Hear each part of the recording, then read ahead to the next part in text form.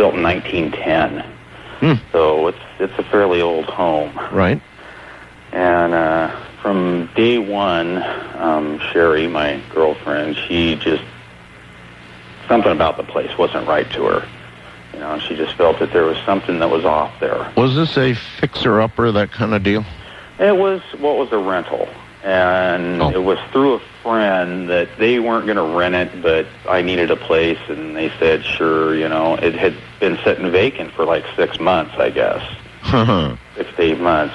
Later, we came to find out that the gal that lived there before just up and left. The way you ultimately had to? Exactly. And since then, we found out some other stuff, too. But okay, but let's not jump ahead. Go to the beginning. You moved into the house, lucky to get in. Sherry didn't much like it. But, a little work and fix it up some, it might, come around, feel a little better. Right. Well, she's kind of she's able to really pick up on stuff. Sees things that other people don't see, or feels stuff. She's really in tune with what's going on around her. A lot more than I am till now. But in other words, you would have described yourself as what? Kind of skeptical of this very sort skeptical. Of thing? Okay. All right. Good. And so, it started off with, she said that she'd seen like angels around the house. Angels? Yeah. Which I thought, that was kind of odd. And she says, well, it's a good thing, and okay, so I never seen them. But she said there was always this one out by this tree, and then he'd be in this other room. She had this thing about being in the kitchen all the time, that she felt safe there, didn't like being in any other rooms in the house, especially the front room area. Yeah, rooms can have a feel to them. Mm-hmm. Sure. And so this went on. And it was kind of funny because every now and then, like sometimes I'd fall asleep on the couch, and I'd be woke up to like somebody whispering in your ear, like really weird kind of like saying something that's like, like leave me alone, I'm trying to sleep, and look, and there's nobody there. So I just kind of like, I was dreaming, I just passed it off. Right. And then there were several times I'd be sitting in the front room by myself, and maybe the kids might be upstairs, and she was at work. I'd be playing a video game or something, just kind of biding some time, and you get that feeling that somebody's walking up behind you, like you can hear the floor kind of squeak, and you turn around and there's nobody there. Oh. So this would happen off and on, it wasn't, it's just kind of like, okay, just my imagination running rapid, never really put anything together. So a little bit later, then we started hearing the little girl laughter. This is, a couple of months of being there. Most of the time when I heard it, I would be upstairs in the bathroom. And it was like right outside the door, but nobody'd be there at the house. It only happened when nobody was there. Do you have a little girl? I have an 11-year-old daughter and a 12-year-old son. No really little girls. No, this is, younger than what they would be, and it's just like little laughter, like he was playing with a friend or just something. Outside your door? Right outside the bathroom door, yeah. Audible, loud, just like you would hear it if there was a little girl. Exactly. Right? Okay. My kids were right there in the house, Alrighty. I'd be the only one in there. Right. And then, like, Sherry would see shadows move all the time in the house, like, oh, there it goes, it was in the front room, but I wouldn't see it. Well, then I started, after a while, catching out of the corner of my eye, seeing something move. Sometimes in the bathroom upstairs, there was a mirror on the back wall, and if you had the medicine cabinet open, you could see right into the hallway when I was shaving. Right. And this one particular day, I'm in there shaving, and I see this go from my room into my son's room. See what go? Something black, 4 feet in height, like a kid or something like that. Small. Yeah, so okay. Right after that, my son comes running up the stairs, and I say, hey, Brandon, is there somebody with you? And he's like, nope, by myself. I'm like, okay, just must be seeing things again, So this kind of keeps going on, and then it was kind of odd because that first summer there in the house is real drafty. I mean, it's, really old. It's not insulated. Well, it's, 90 degrees out in the summertime, and when we come home from work, you'd have to go around and open up all the doors to let the heat in because it was so cold in the house that you'd have to wear a coat. Right. And it's like, this, there's something not right. Sherry kept bringing that up, and I'm like, oh, we got the shade of the trees, Skip basically try to, make reason out of anything. Yes, the brain struggles to that. Yes. Absolutely. And so this went along, and then her then went through that winter, and there was just some more activity going on, and then her son come to live with us. He was living out of state and come up, and the first night that he was there, we were talking about what he's been doing and what's going on, and so we went up to bed, and he slept downstairs in the front room on the couch. I don't know, what time was it? About probably 11:30, like that. Sherry gets woke up by my son's radio in his room blasting. It's like, why did he set his alarm, get up? So she gets up, goes walking in there, and it's just blasting loud, and she's shaking him, trying to wake him up, and he won't wake up. Mm-hmm. And the radio, which she normally has like on all these but goodies and stuff, is saying over and over again, time to kill, which just freaks her out. Time to kill? Yes. So she rips the cord out of the wall, turning the radio off, walks out of the room, and there's Greg is sitting at the top of the stairs, just white as a ghost, looking at her. And he goes, I am not sleeping down there by myself. Can I sleep in your room? Because something has just pinned me on the couch. Ken, hold on. We're here at the bottom of the hour. There's more to this. He was the last caller last night. You didn't get to hear all of this tonight. I'm Art Bell. This is Coast to Coast AM. Then I go to Ken. Ken, if I had encountered a radio blaring out time to kill my child's room, hey, that would be when I'd pack up and haul butt. And that's what some people on Fast Blast are saying here. It would be time to go. Uh-huh.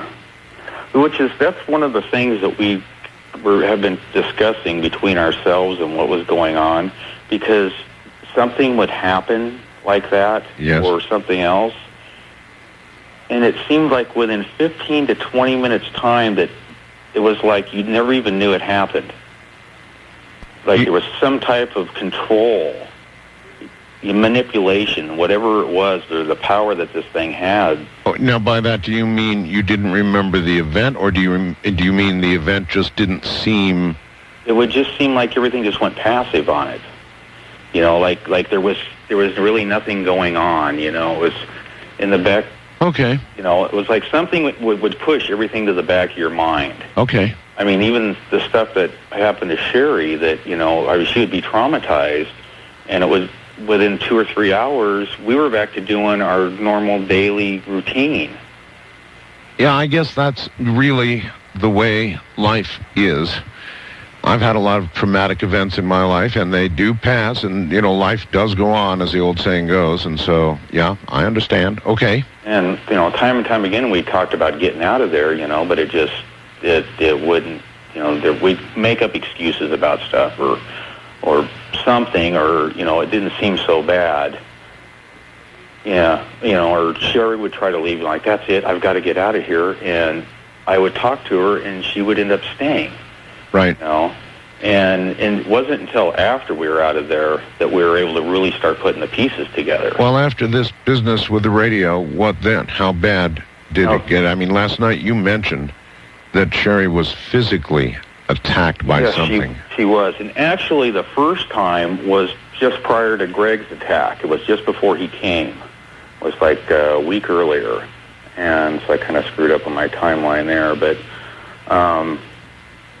and she was attacked, and we just thought that, well, we won't say nothing to him. She was attacked how? She was sleeping in the bed upstairs and was awoke out of the sleep, being pinned with her face down. She was laying on her stomach with her face stuffed into the pillow, and just being pushed into the bed. You know, she couldn't even, you know, she was able to get her head turned around, and there was nobody there. She was just being held down, you know, and it was like... By a completely unseen force of some kind. Exactly. You know, couldn't see it, but could feel it. All right. Now, Ken, it's not that I doubt what you're saying. Right. But if you would be willing to put Sherry on for a moment, this might be a time when she should describe what happened to her. Okay. Is it... If she's Hold on willing. a second here. Here she is. Okay. Hello? Hi, Sherry. Hi. Thank you, first of all, for coming on. I really appreciate it. Sure. But Ken was just beginning to tell me about being pinned down or something in bed, and I thought I ought to hear this from you. Yes. Yeah, I was sleeping, and I just woke up to my face being shoved into the pillow. My body was totally paralyzed. I couldn't move. And it was a terrific amount of weight that was laying on top of me. Did it feel like a body? Body. Or not a blunt weight, but a body? A body. Yes, definitely. Okay. And I had other occasions where it would just come in and just touch my leg. And you could actually see the comforter indent with... you couldn't see anything there, but you could feel it, and you could see the comforter move. And at times it would tuck you in just like you were a child. Not hurt you, just tuck your comforter all the way around you. It was terrifying. And it got to, after that happened, I refused to go to bed by myself. I refused to go to any room but the kitchen. I just sat in the kitchen for almost 2 years straight. Oh, my God. This went on for how? 2 years. Mm-hmm. For 2 years? 2 years. Is it over now? No. I hope it is. We're Christians, and we've been going to church, and we've had people praying for us, and we moved into this house, it's a brand new home, and nobody's lived here. And our first night here by ourselves, I was just rolling over to put my arm around Ken, and this horrible laugh, like it was in a tunnel, but it was right up above us, and it was really... So, whatever this is, it has followed you. It sure seems like it. So it's not even over now. It may be there now. It could be. I haven't felt anything. Have you had physical marks, bruises from I've any... had a bite on my back, in the middle of my back from it. A bite on your back? Mm-hmm. Teeth marks? Teeth marks. It took 6 weeks for it to heal. Oh, my God. How did this happen? I was just up in the bedroom, and it was just, ow, you know. You mean just, you were standing, laying down in bed? What? I was standing in the bedroom, and it was just just pain in my back, and so I went downstairs and had Ken lift my shirt up to look at my back, and right. there it was. And there's a bite mark. Mm-hmm. That takes 6 weeks to heal? It took 6 weeks, and he kept putting peroxide, and it was quite something. I asked Ken, and I'll ask you too, and maybe you'll have the same answer, but after going in to your son's room and hearing a radio blaring, time to kill, Uh-huh. most people would be so out of there, Sherry. Oh, I tried. I was so terrified. I was so scared. And yet there was some kind of a power that took over, and Ken was such a skeptic. Even though he was hearing the things that were happening, right. He said, well, nothing happens when you're with me. I take it you were not as much of a skeptic as I was not. I'd never had anything like this ever happen to me before, and I didn't know what it was, but I really believed that I knew I wasn't crazy, and I knew this stuff was really happening to me. Well, what about your children? Well, we kept it quiet. They're very young, and we didn't want to frighten them, but we asked questions to make sure that nothing was hurting them. So they really weren't being affected. Okay, so they weren't being affected particularly. No, but my children, my oldest one's 26, and my youngest one is 22, and they both had incidents with it too. Oh. And the 22-year-old is the one that came into our room and slept on the floor that night that he was pinned. But he had absolutely no clue, because I never mentioned this to him at all until that night when he was attacked, and we told him what had been happening. Well, it sounds like sometimes it was, you say it tucked you in, for example. Yeah. So that almost seems benign. That almost seems friendly. Well, as the story goes, I thought there was just one thing there. But after the end of the story, you'll hear that there might have been several more. Okay, but everything Ken's been telling us is basically the way you remember it, too. Oh, yeah. And even down to the point where after these things would occur, like the radio and the rest of it, We stayed. It would sort of fade from your mind in a way that lessened the importance of what had just happened, in some way causing you to stay? No. I would have anxiety even. I didn't want to go back to the house. I tried to stay away. We were bike riders, and we... So it didn't fade as much for you? Yeah. It didn't fade as much for me. I was terrified. Do you have any sense, any idea of why you thought the kitchen was a safe place? I didn't have the feeling of, any other room, it was just, like it just go up your spine. You could just feel it like breathing on you. And all of that was not present in the kitchen? And it wasn't in the kitchen. So you spent a lot of time in the kitchen, huh? I spent 2 years of I wouldn't go watch TV even. I couldn't sit in the living room at all, which would aggravate the family, but I was that uncomfortable. I could not sit in any room but the kitchen. And then I would stay up and wait until Ken would go to bed at night, because I would not go up and sleep in that bedroom by myself. God, that's like some kind of prison. It was. For you. It was a prison to me. It was really horrible. Okay, well, I may ask you to come back. I don't know, but I wanted to hear your words, and I just have.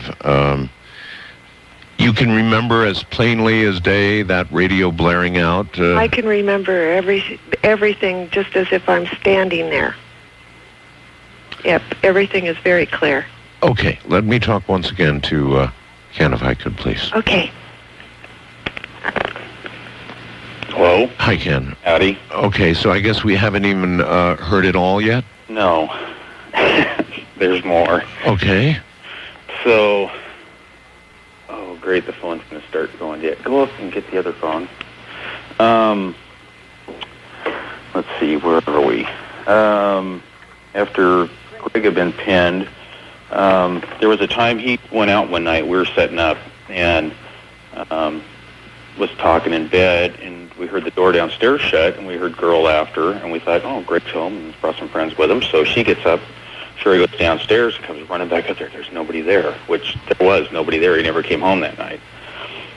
And so just little things like that kept going on until he had a girlfriend move in with him, and Jamie started encountering... It sounds like you're getting ready to change telephones here or something. Yes, I am. All right, well, that's not a problem. Here's your wife almost not willing to come out of the kitchen. How were you handling that? Hello? Yes, hi. Hold on a second. Let me turn this volume up if there's one on it. Where's it at? Okay, you're on some other phone now? Great. Are you there? Yes, uh-huh. I'm here. Trying to get this volume on this phone to... Can you hear me? Can you hold on for just a second? Sure. Sounds like we are having technical difficulties. I got a phone problem. Yeah, I can tell. Oh, great. I'm hearing you all right. And there we go. And by the way, you need to turn the radio off in the background if you can. Okay, she's downstairs with the other phone. She must have just hung it up. Okay. All right, sounds good. Now, Yeah, there we go. What I asked you, I'm going to ask you again now, Ken. Okay. You've got a girlfriend who is spending almost every day for 2 years in her kitchen. Right. How did you handle that? Very difficultly. I sat in there with her most of the time and stuff. It was like we knew that we needed to move, but we didn't have the funds available to. We were just getting by at the time. Right. What kind of work do you do? I'm a mechanic. You're a mechanic. And does your girlfriend also work? She was laid off at the time, so, Okay. So she was home all the time. Right. Uh-huh. But she would try to stay gone, during the daytime if I wasn't there. But yes, I understand. As a skeptic, what did you think was going on? I mean, did you think that she was having problems, or had you seen enough of this so you knew she wasn't having problems? It's just that y'all had a problem. Well, that's kind of it. It was like. You don't have to answer any of these. I'm trying to get to the bottom of how you reacted. Right. Well, I started getting really frustrated about it, is how I ended up reacting, it's kind of weird because since we've gotten out of there and we've been sitting there talking about it, it's like, I knew what was going on, but something wasn't letting me deal with it the way that I should have. Uh-huh. It was like there was whatever it is that's there, it has an agenda, that it's got a plan of something that it wants to happen. Did you ever get an idea of what you think that was? I don't know. We've talked to a few people. There's one guy in particular that I've really done a lot of talking with, that he's done a lot of ghost research and on properties. Anyway, he does a lot of research on the history, a place that's haunted. Right. And he'll get the history all the way back to the original landowners. Right. And try to find out what's happened on that property. So what do you know about that house? That's the thing. We've been having a little problem trying to find. Yeah, I need to get a hold of Historical Society to get the original back stuff of what's going on. All right. But I did find out that there was a family that lived in the house 20 years earlier that in the middle of the night left and never came back. Left everything behind. Food, clothes, toys, everything. Furniture. They just left? They just left. Strong hint there, Ken. Mm-hmm. So we didn't know. We didn't find that out until after we were out. Gotcha. Okay. And it's like, whoa, we start, because I'm really trying to research this stuff and talking to people and come to find out that there's several houses in the area there that have hauntings all the time. As a skeptic, when your wife pulled up her blouse or whatever and you saw a bite mark on her back, how'd you react to that? It was like, how in the hell did that get there, I mean, I knew she didn't have it earlier, so it's kind of like... In other words, at what point did your skepticism fall away to, I suppose, terror? That would be the morning that I seen it. This yes. Dark, small, whatever. Yes. It's a week's time as this built up into this chaotic frenzy of us bailing in a very rapid fashion. When you left the house, right? Right. Okay, so it got suddenly much worse. It did. Greg and Jamie had moved out, and that was the point where it started getting worse. They moved over to Eastern Oregon, and they're over there now. Okay. And after he had left, the activity started picking up. So this one friend of ours, she come over and had like some ideas on how to get rid of, the ghost in the house or whatever it was. Right. And was trying that, and it's like Sherry's going, she's pissing it off. She's really making this thing agitated. And what was she doing? Religious sorts of things? We had done it. We had anointed the house. We'd, prayed in every room. We commanded it by the name of Jesus Christ and God to vacate the premises, and rebuked it. And whatever it wasn't going to leave. And we found out later that some things take a whole congregation of people to get rid of. Huh.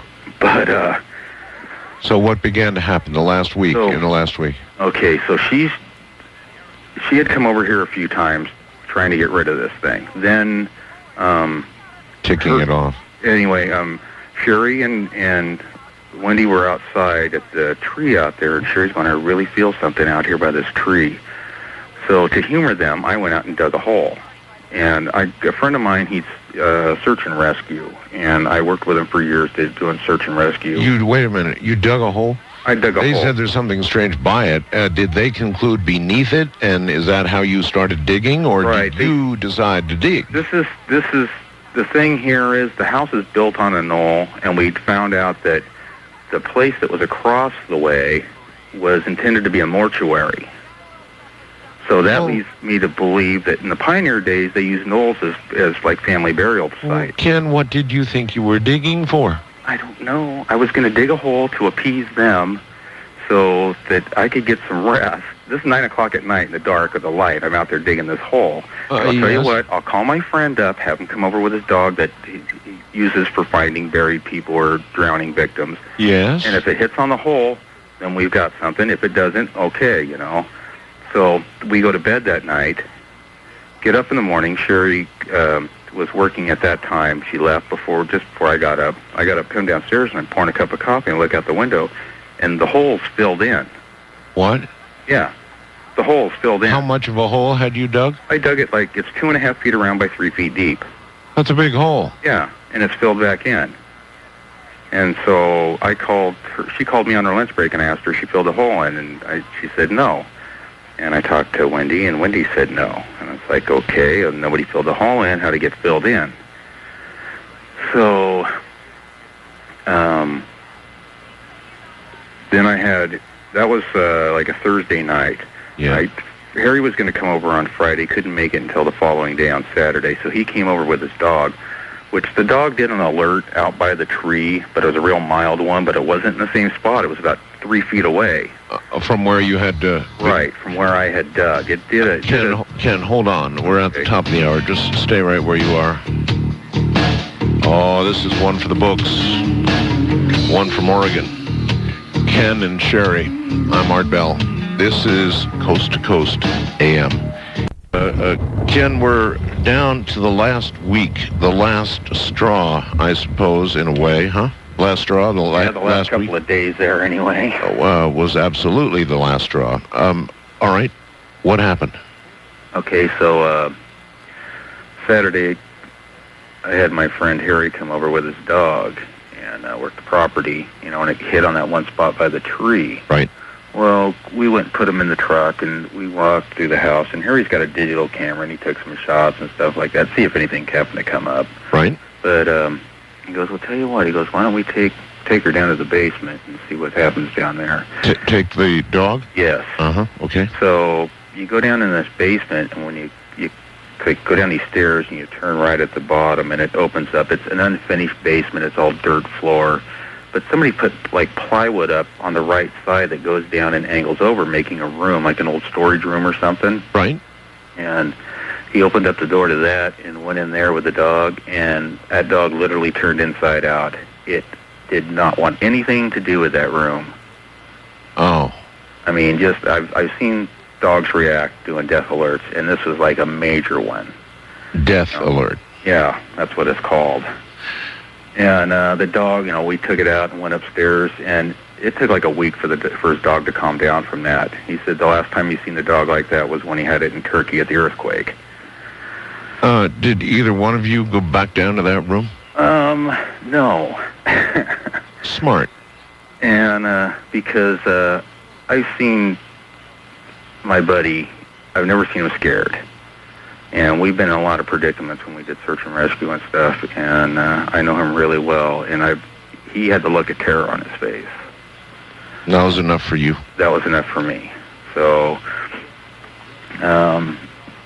we went up and we talked for a while. We were going to get together that Saturday night and go out, get away from the house, Mm-hmm. Try and calm ourselves down. My kids were at my folks' for the weekend.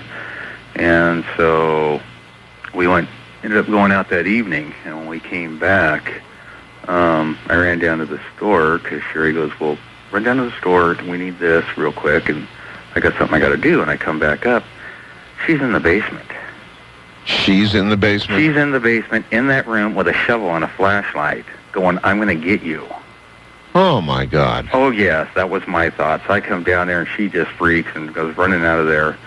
So we talk about this stuff, and, you know, I go, you can't do this, you know, I mean. You had told her about the room and the dog and all the rest of it? She was there when it happened. Oh, she was there, Yeah. So she knew about all this. Right, exactly. So she knew something was in that room or under that right, room. or something's, you know, been there for some time, or that's where the power or whatever it is there that's coming from, or, you know, I don't know. But whatever it is bad. It's pure evil. It's death. So you find her with a shovel in her hand saying she's going to get it. Yeah.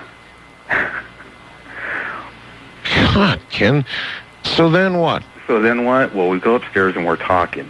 And it's like, you know, I'm trying to get a level head view of this thing, you know, and it's like, oh my God, you know, I mean, we got to do something about this, you know. And she says, we have to do something because somebody is going to get seriously injured or killed, is what she says.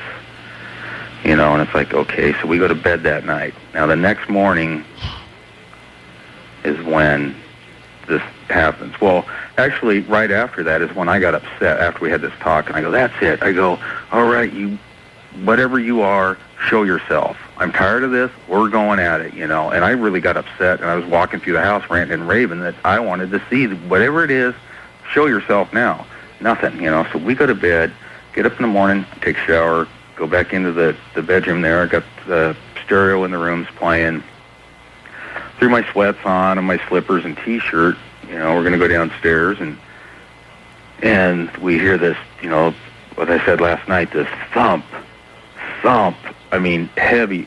I can go up and down the stairs. I weigh 180 pounds, and I don't even come close to making the sound that this thing was making.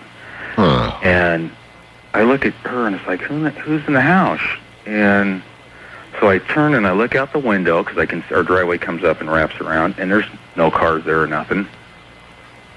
And the dog's laying by the end of the bed on the floor, and I look at the dog, and the dog's head is just starting to turn sideways as it's looking through the doorway, you know, at what's coming up. And she barks at everything.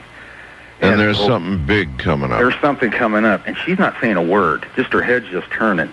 And so I step over, and Sherry steps over, and here it comes up the stair. You know, whatever it is, it's pure black, as black can be. I mean, I've got a black Snap-on jacket, and it was as black as that. What kind of shape? Shaped like a human again, small? No, this is big. This is like big. 6'2". Oh. Bigger than me. I'm 5'8.5", and I'm looking up at this thing, and it's got this enormous head, and then this body, but you can't see like arms or legs, but you can make out the shape of this enormous head that comes down, and then this body comes out from it that goes down to the floor but doesn't touch the floor. Oh, my God. And it's like its head's tipped down like it's looking at the floor where it's going, and it gets up like the stairs end, and, you know, and you got where the platform goes all the way around that you walk on. And it just starts rotating towards me as it, you know, rotates to the right, and I'm standing there looking at this thing. Not on feet, though, just rotating just rotating in the air. Yeah. Yeah. And I'm looking at the dog, and the dog's looking at it, and it's like, you know, dog's saying like, well, screw me, you know, and Sherry just drops to her knees, and I just, there's just the thought going through my mind is, if this thing looks up, I'm done. I'm dead. This thing is coming. Has an agenda. It is right now. It is decided that it is going to do some damage, and it starts coming towards us. And it's just like, I don't know if you ever seen the movie Alien, where there's a part in the film where it comes at the one girl on the spaceship, and it's just like in slow motion as it comes to her, and she's just freaked out. That's the way this thing was coming. You know, like there was nothing I could do, and it was going to have me. And as it came towards me, it got just about to the door, and it just turned to the right and was a blur, gone, blink. And she just screams out, did you see that? And I'm like, hell yes. Did you see the size of the head on this thing? And I run to the door, and I look out, expecting to see this thing right there, but there's nothing. All the doors are shut. You know, there's no light in the hallway except for the light that's coming from our room, which is just a light through the windows. You know, I'm just speculating, Ken, but it sounds like when your wife was downstairs with that shovel in that room, it knew it had been found. Yeah. Do you think that could be right? I very well think that could be right. And whatever is there does not want to be disturbed. I wouldn't disturb it for anything. One more time, if you don't mind, may I speak to Sherry? Sure. Okay. Appreciate that. Hello. Hi, Sherry. Hi. Everything he said so far correct? Absolutely. Sherry, could you tell me what took you down to that room with a shovel in your hand? Can you remember what went through your head to get there? Yes, I was so fed up with all the stress of it, and I just wanted it to be gone. And I believe that whatever was in the house was probably buried down there because of the way the dog acted. Right. This dog is like 99% on, and so you were fed up. I was fed up. I wanted released from it, and I didn't care what it took to get rid of it. You were going to dig it up. I was going to dig it up.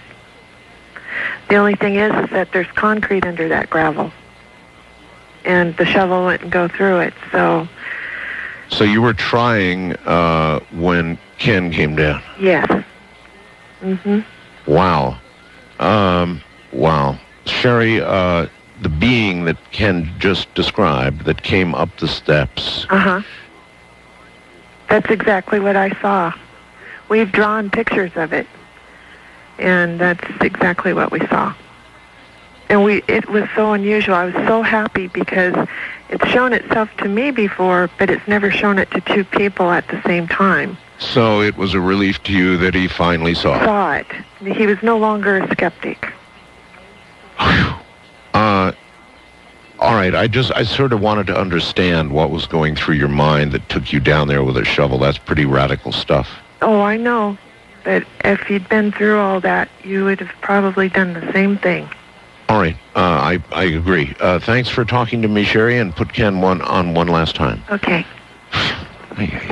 Well, okay, so at this point, now you've both seen this thing. Your skepticism, obviously, is long gone. oh yeah, that already made it out of the house. So at what point did you two say, that's it? That must have been the point.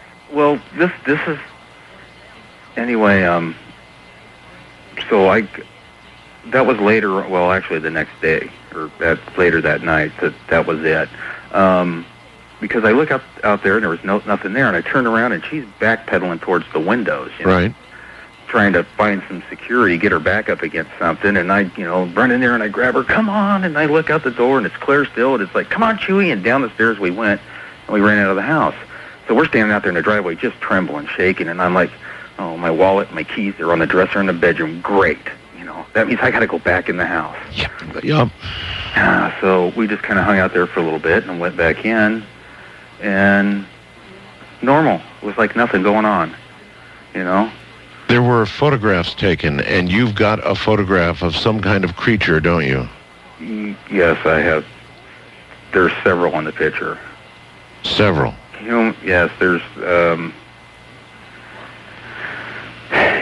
there's several that look like monsters, and then there's a couple that look like demons, and a human-looking guy that's looking over, looks like a tombstone. A tombstone. In order to get me these photographs, you don't have a scanner on your don't computer? here at home. No, I have to go to a friend. So you could go to a friend's and get these scanned and send them to me? Yes, I could. You're the hell out of that house now.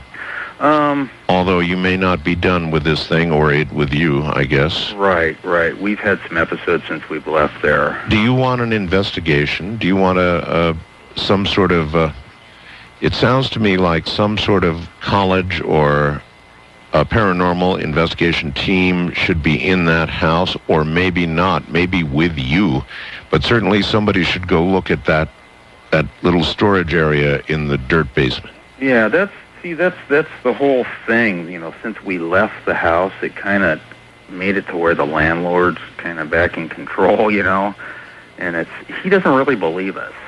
He doesn't believe you. No. And yet he probably knows the history of somebody else who's run out of that house a long time ago, right? Exactly. And still of course, I guess a landlord probably wouldn't want to... do you know whether anybody new is there now? No. Right now he's in the process of laying new carpet and painting. And in fact, I have to go there tomorrow. I still have a 2-car garage that's set off from the house there I have a bunch of parts in and a couple cars to move, because we left the house 2 weeks before Thanksgiving, and we're just now getting to the end of getting stuff from there. That's how bad it was. My God. To go back there, that night after we'd seen it, and I took the photos that night because there was just this ball activity of like little plasma balls and stuff going through the house. Right. And we went to bed that night, and the activity had moved from downstairs up to our room. And Sherry went to sleep at like 11:30, and I laid there till 3:30 watching this stuff. And I got to go to sleep. You know, I'm looking, it's like, almost 4 o'clock, and so I got to get up and go to work. So I lay there on my side, and I close my eyes, and the next thing I know, the comforter is just sucked around me, and I'm rolled over flat on my back like I'm in a mummy bag. You know, one of them zip-up sleeping bags that you can't hardly move in. Right. And I don't know what it is because I can't see it. It's on top of me, and it's pushing all the air out of my lungs. To where I can't breathe, and I'm struggling, and I say Sherry's name, and like, Sherry, but as hard as I can, trying to get her name out, and, you know, I'm trying to look at her, and she opens up her eyes, and she looks, and I said her name again, and she kind of looks at me like, what? You know, and I was able to say it one more time, and she sat up, and then it quit. This thing was trying to kill you. That's what I think. I felt like it was like partially into my body. It was pushing me down in the mattress. I mean, I was being pushed into the mattress. And like it was trying to suffocate me or kill me. Right there, she would have woke up in the morning and thought I died in my sleep. So in your opinion, the landlord wouldn't have a thing to do with any sort of investigation of this house? I really highly doubt it. Do you feel like you should be talking to the people who are going to next rent it and warning them? I very well probably will. You know, we've discussed this, that could end us in some type of lawsuit or something like that, but... You're right. To have somebody go through what we went through, I don't want to see that, because whatever is there is evil. How convinced are you that whatever it is may have followed you and be with you now? Because when we moved from there to the other house we were at, we had several incidents that happened there, and then it managed to calm down, and we got the house that we're in now, and we had been moving stuff in here. My kids were staying the night at their friend's house over by the old place, and we were here alone. The first night alone in the house. She was laying there in bed, and she like literally jumped on top of me. You know, she goes, "I'm scared," and I hear this, this echoing, like kind of in a dimension, but not the one that we're in, like in a tunnel. You know, like if somebody off in the distance, going from the bed out the doorway of the bedroom. And I just thought, like, you bastard, you know, here's this evil laugh, like, I found you. Yeah. You know, guess what? But that's the last thing that's happened here. It's really odd. And yeah, we've been going to church every week, and, you know, it's... This is one last question I want to ask, okay. And again, you don't have to answer it, but have either one of you considered the possibility that whatever this is coming from one of you? You know, we were thinking about that, but neither one of us ever had any experiences like this until being in that house. Ever.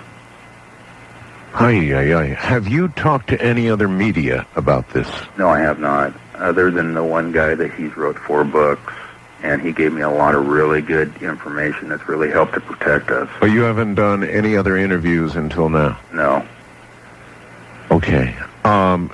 What I want to do is stay in touch with you and Sherry, and I want to know how this comes out. All right? Yes, I would be happy to let you know how it comes out. You know, I hope well, and I wish you both well. I'll get those pictures back to you. You can study those for a while. And put them on the website with your permission. Okay, well, I'll discuss that. All right? Alrighty. Ken, thank you.